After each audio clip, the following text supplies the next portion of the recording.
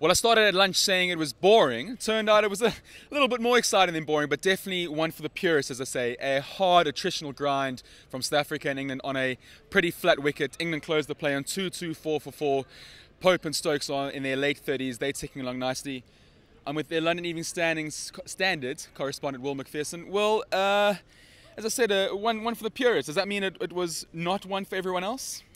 I thought it was a really exciting game of cricket, but then again, I work in the game, so yeah. I'm probably a purist. But yeah, I thought it was back and forth. You look at it and you go, runs are only scored at 2.5 and over. There are only actually 4 wickets, but actually it was quite exciting. England dominated the first session. It looked really easy, batting that is, and they'd won the toss, of course, which looked like a massive toss to win. Yeah. And then South Africa just came back so strongly in the afternoon.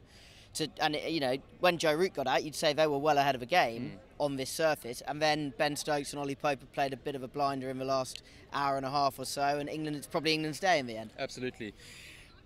Post-match, a lot of talk about the decision to open with Vernon Philander and Dane Patterson, the debutants, who was fine.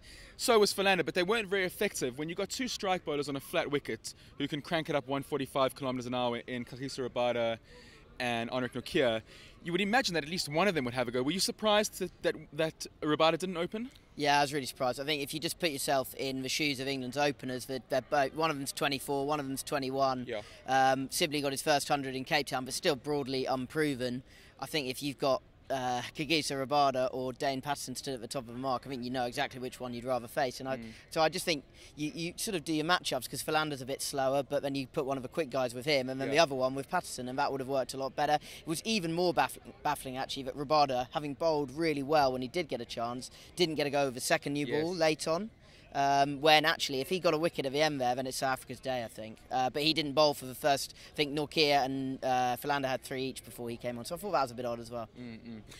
But having said that, the English openers batted very well, as you say, still young, still developing in their careers, but they seem to be batting with broad bats, really got behind line, played straight when they needed to, scored runs when they needed to. Just a word on the young openers, who I think is correct in saying that this is the first time England have navigated the first session since 2011 unscathed. Yeah, that's right. When batting first in a match, anyone who's got any sort of sense of English cricket will know that since Andrew Strauss retired in 2012 after a series against South Africa, it's been a complete saga. First to find an opening partner for Alistair Cook, and then to find another one then. So actually now suddenly Rory Burns did quite well, has got injured, and then these two I've had going okay.